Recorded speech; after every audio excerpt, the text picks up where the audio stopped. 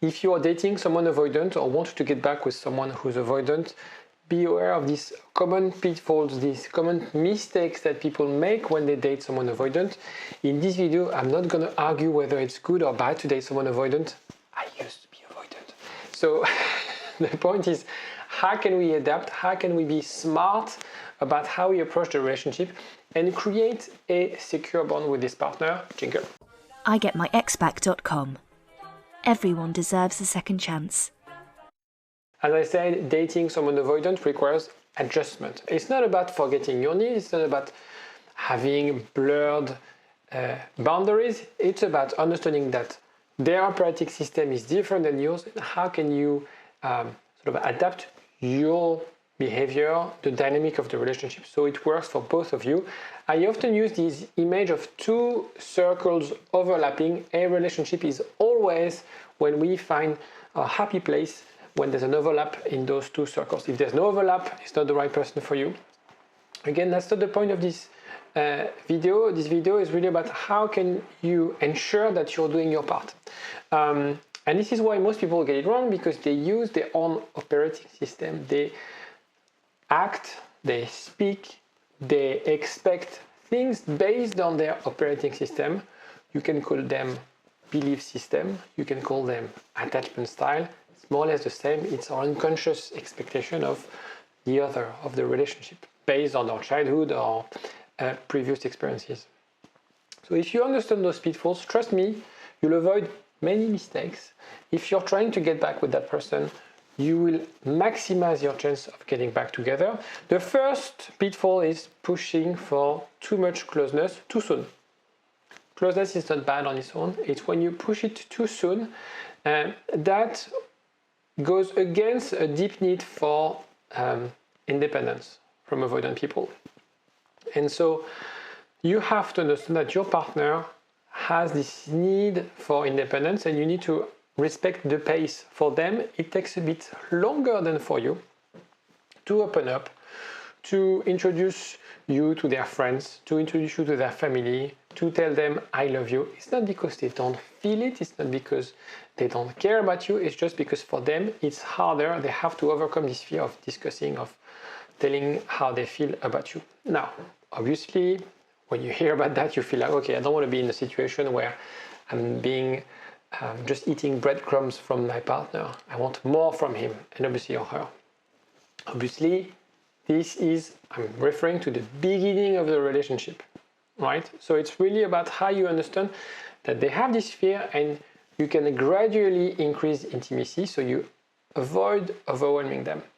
Then, if after a year, 2 years, they still haven't introduced you to their friends, they don't know their family, their parents, but you introduce them, you introduce your parents to your partner, then that's kind of a, I don't use the term red flags, but that's a red flag. Second pitfall is ignoring communication issue. The thing is, avoidant will always, but actually it will always struggle with open communication. They will often say something that they don't necessarily believe, just to avoid any type of conflict, or they'll just be silent. Does it mean they have no opinion? No, it just means that there's a filter that prevents them from expressing exactly how they feel or what they're thinking.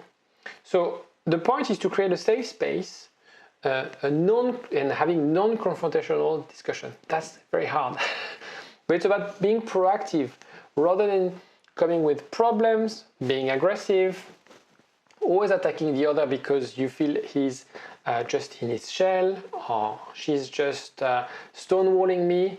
It's about using time when there's no tension, when you're not arguing, when you don't into a fight, when, I don't know, you're going for a walk on the seaside. This is the time for you to start having conversation about things that bothers you. Avoid assumptions and seek clarity. It was a while ago, but I did a training 10 years ago, and I remember this. Never assume, because assume is you making an ass of you and me. This is so applicable to love relationship. Never assume, because when we assume, we use, again, our own ways of thinking. So For example, if I take silence. For someone who's anxious, being silent is very hard. For someone avoidant, it's the secure response. And so when you're on the other end of that situation, when your partner doesn't want to speak up, you feel they're hiding something from me, they don't care. It's just because they have this, they're kind of blocked and they don't know how to express those emotions. So again, don't assume, learn about attachment style, understand their trigger points, understand where they're coming from, and see if you can find a place to discuss. If you're dating someone who's on an island, sometimes avoidants are referred as islands, and you can't really get inside this island, on this island, then you're probably wasting your time, and that person is not partner material and they have to do some work in order to be in a relationship. Third one is taking their need for space personally. Again, we're using our own filter. They don't want me to come with them on their golf trip. Does it mean that they're cheating on you? Does it mean that they don't care about you? No, they just need space more than you need space. Because independence is key for avoidant. And so the more you will help them meeting this need for space and independence, the more secure they'll become. It doesn't mean that if you leave a lot of freedom to your avoidant partner, they will use it and never feel the need to connect. It's actually the other way around. If you leave them enough space and they have feelings for you, this I can't control, you have to assess whether they have feelings for you, they will feel the need to see you, right? It's really about finding the balance.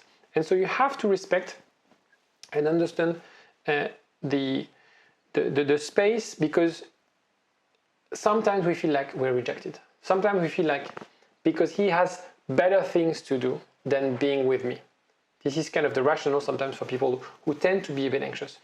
If he's going to this place without me, it means that he prefers to be alone than with me. It's different. It's just a question of balance. He needs or she needs that space, that time on their own to recharge their batteries. It's very important. Some people, they need to connect, they need to speak up, they need to vent in order to recharge their batteries. Avoidant, the way they soothe, the way they calm themselves down, the way they reflect and feel grounded is when they're on their own. So it's finding the right balance. They also like to be with people, but not as much as you do, for instance, if you feel it's frustrating for you. Fourth one, neglecting your own needs. So we talked a lot about their needs, but it's also very important sometimes to understand that you also need to have this balance between your needs and their needs. Very often, when we are confronted with someone avoidant, there's this idea that we might not be good enough, that we are fighting for attention, and we lose ourselves and our identity in the relationship. It's important to avoid self-neglect and resentment. Also learn from your partner. This idea of being independent. The idea of a healthy relationship is not to be codependent, is not to overly rely on your partner, is finding what we call interdependency, where you both have your identity, when you both have your circle of friends, your hobbies, your me time, but also a time together when you do things together, when you have friends together. So it's really important that you find that fulfilling relationship for both of you. Sometimes, looking at these circles, there's no overlap, and the best decision is to leave this kind of relationship, regardless of the feelings you have for that person, because it's simply not working. Fifth one, not respecting their independence. I talked about that. Independence is crucial for avoidance. So it's about supporting them rather than fighting it. Understand that it's a core need, and rather than thinking it's just because they think they're better off on their own, accept it and in a way design your life around that. Then again, it's really about finding the balance. If you're with someone who only wants to see you once in a quarter and you're not necessarily okay with that, which would be fair, then leave this relationship. So again, the balance. Some people, so I'll tell you a secret. Some people, they call me and they explain me those kind of situations. They know deep inside it's dysfunctional, it's not working for them. But they call me because they just want to have to confirm this idea. They just need someone to tell them, what are you doing? You're wasting your time trying to be in a relationship that's clearly not working for you. But it happens sometimes, and if you want me to tell you something you need to hear, let me have a look in the description. There's a link to book 50 minutes with me so we can discuss about your situation in more detail. Usually on those calls, it's not a therapy, it's not a counseling session. I tend to share a lot of tips on those calls. Maybe I shouldn't, because people find a lot of answers already when we have that chat and they never hear from them. But it's also a way for you, if you're interested in coaching, if you want to know how I can help you, to get to have a chat with me. And I love it because I can help people and I can also help get to meet with you. So in that sense, avoid clinginess or overdependence. In any case, in any relationship, it's really about finding the right balance. 6-1 is overreacting to their withdrawal phases, because they will withdraw when there's a conflict, when there's something going on with their life. If they're stressed at work, they're not going to tell you in bed, like, okay, I'm really stressed at work. They will keep it to themselves. I'm not saying it's the right way to do it. I'm not saying it's the right to deal with things, but that's how they deal with things. And so when this happens to you, stop personalizing those phases. Stop thinking, he doesn't want to talk to me about his boss, about his work, because he doesn't trust me. No, that's not about that. It's because he doesn't trust anyone. Because that's how he deals with problems on his, or I say always his, but it could be a woman, on their own. So give them space to build that trust. For example, like if they're stressed at work, don't try to, as soon as they get back to work, they're not going well, sort of confront them, like, what's going on? I see you're stressed, etc. Find the right space, find the right timing, when they're not stressed, over the weekend, for them to open up. They will open up if they love you, if you use effective communication, if you're caring, etc., etc. They will open up. Actually, which is very surprising, is that avoidant love to talk. They just don't have the clue. They just don't have the tools. But you can have great conversations with people who are avoidant if you find the right prompt in a way. So it's important to use what I call an adult filter when you have this sort of situation. When I say adult filter, it's another way to say the rational brain rather than the emotional brain, understanding that they have their own psychology, they have their own ways of doing things, of dealing with things. The point is not to say that's the wrong things, it's just to accept that's how they function and potentially help them having a proper conversation on those things. But don't feel attacked, don't feel you're sort of, you're not important in their life. It's really about understanding their own psychology. The other pitfall is neglecting self-care. And I quickly touched on that. It's about maintaining personal, mental, and emotional health. So what I mean by that is you have to accept that your partner might not always be there for you. When I say this, it sounds a bit weird. It's about building independence as well. For example, for instance, avoidant, they have this superpower to self-soothe. That's how they manage to deal with stress when they were little. Learn from them. It's kind of a great asset in your life if you also manage to deal with the situation also on your own. Again, it's a question of balance. When I say you can't really rely on your partner, to some extent you have to rely on your partner, but understand that they are not the alpha and the omega in your life.